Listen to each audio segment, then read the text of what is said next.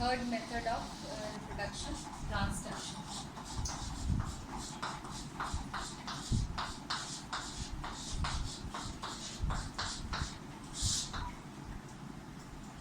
As we earlier studied, it is also a method of genetic recombination and not through sexual reproduction.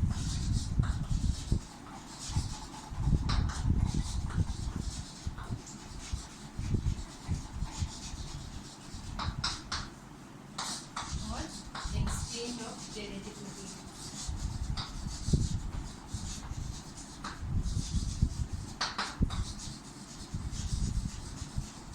This method was discovered by Zinder and Lederberg.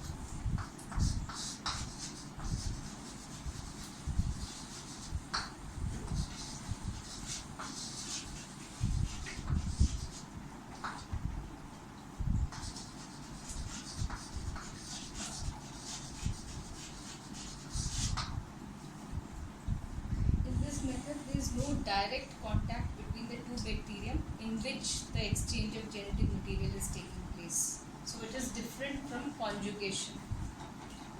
In this method, for example, suppose this is a bacterium. What is transduction? Transduction is the exchange of genetic material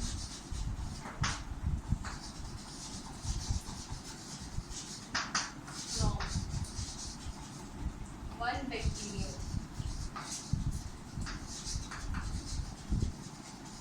to another bacterium.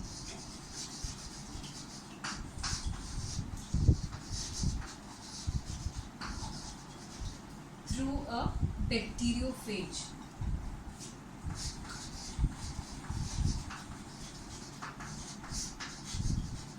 Now, what is this bacteriophage? This bacteriophage is a virus that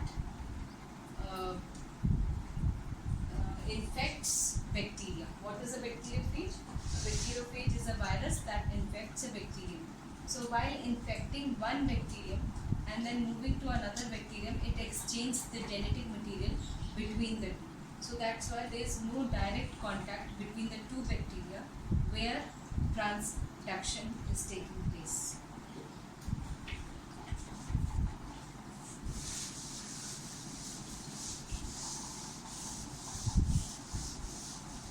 As we studied in transformation, it was susceptible to the enzyme DNase, but here transduction is resistant to the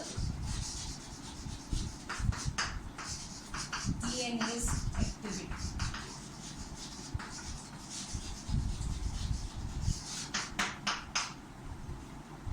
Another important thing which has been seen is you must have heard about antibiotic resistance.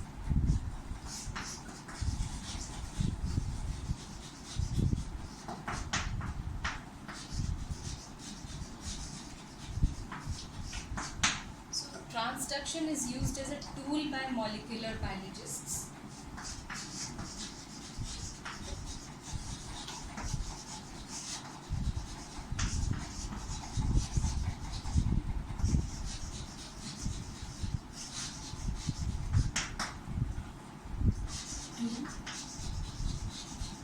Induce antibiotic resistance.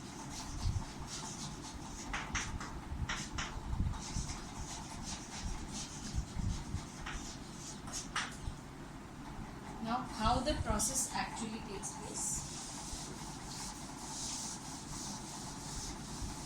Transduction can be of two types.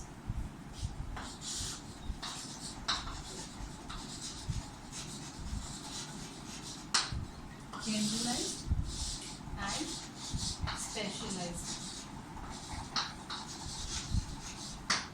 These are the two methods of transduction, generalized and specialized.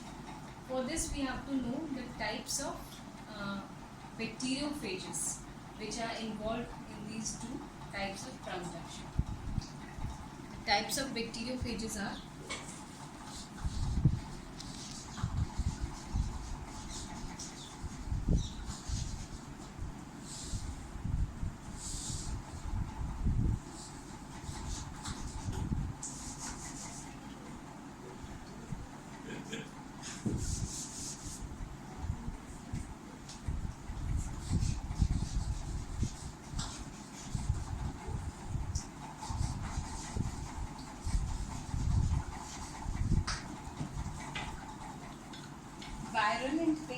and temperate phages.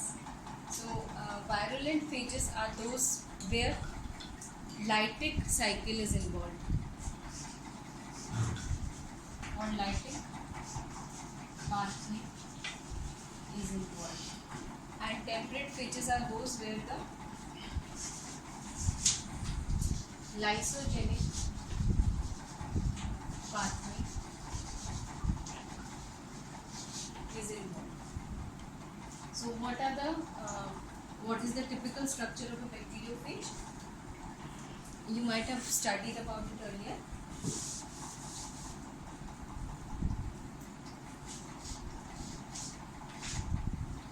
It is a sort of tadpole shaped structure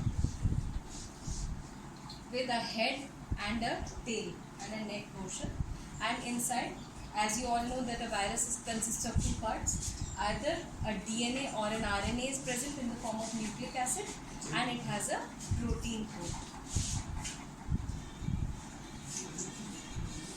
So this is the nucleic acid portion, nucleic acid core, which can be either DNA or RNA. Both are never present together, and a protein coat. So this is the protein coat outside.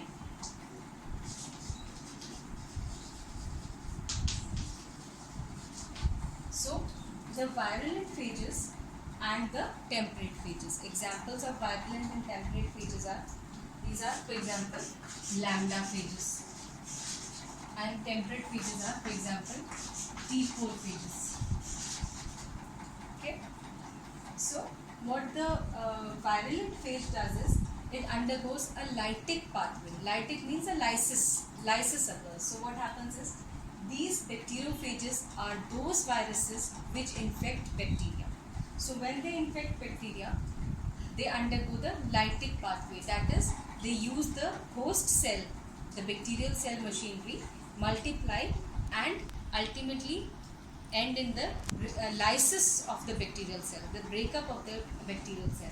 And a temperate phage, what it does is, it undergoes the lysogenic pathway. The lysogenic pathway is that it's going to incorporate its own DNA or RNA into the bacterial or host DNA RNA and then multiply. So this is the lysogenic pathway in short. So now let me explain it in detail.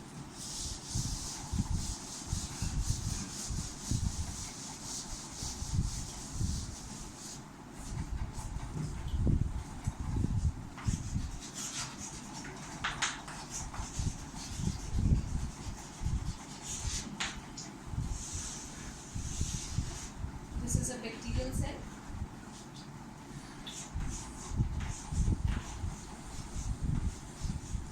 And this is the bacteriophage with its nucleic acid.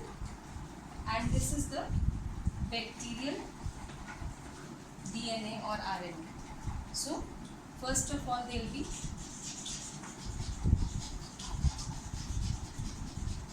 cell membrane penetration.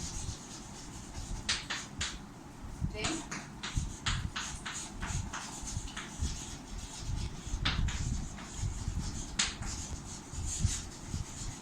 nucleic acid synthesis, and then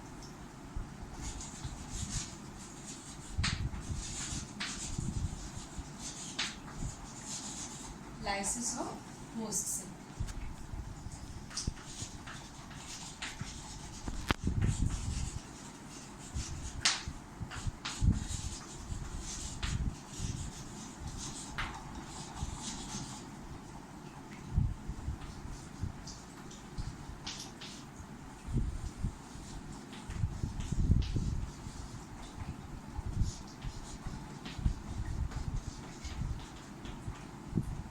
Bacteriophage is the vector or the vehicle, and it is also known as the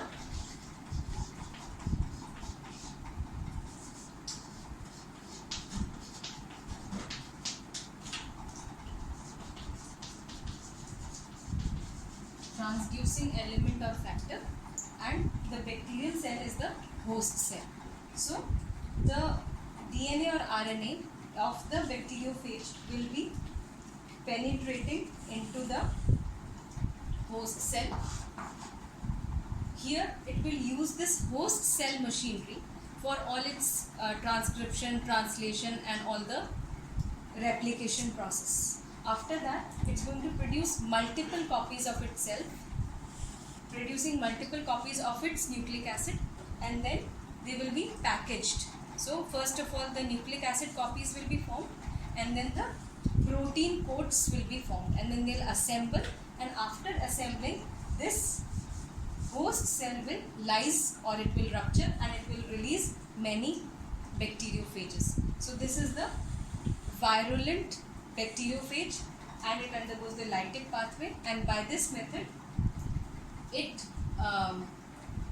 exchanges the genetic material between one bacterial cell and the other, which it has carried from the other bacterial cell by mistake, suppose, and it has left it into the next bacterial cell. Now when this bacterial cell further forms several copies, it will carry the new bacterial recombinant with it.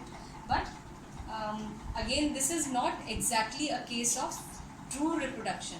There is a case of genetic recombination, and when this bacterium undergoes binary fission, then actual reproduction will take place. So this was the lytic pathway. Now the lysogenic pathway.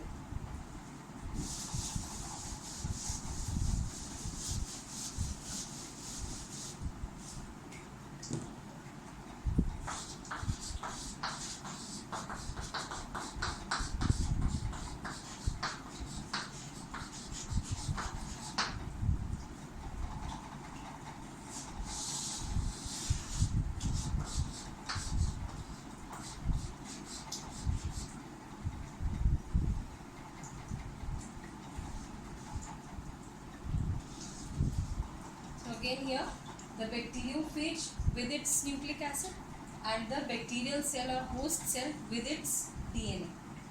Here what happens is, this bacteriophage, as usual, it has taken up some bacterial strand, some DNA or RNA strand from the other bacterium, and now it has come to infect this bacterial cell. Here its nucleic acid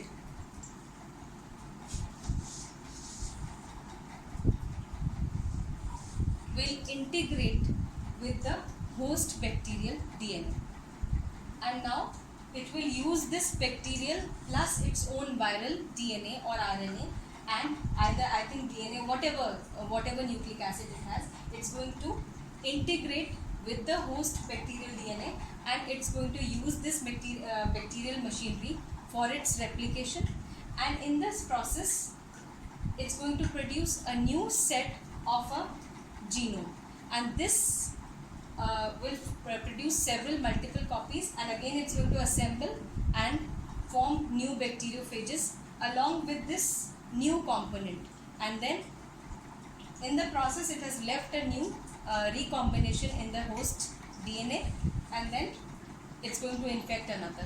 So in this case, when the nucleic acid is integrated with the host DNA, it is a lysogenic pathway, and the phage is a temperate phage, and when it only lyses the bacterial cell, then it is a lytic pathway, when it does not integrate its own nucleic acid with the host nucleic acid. Thank you.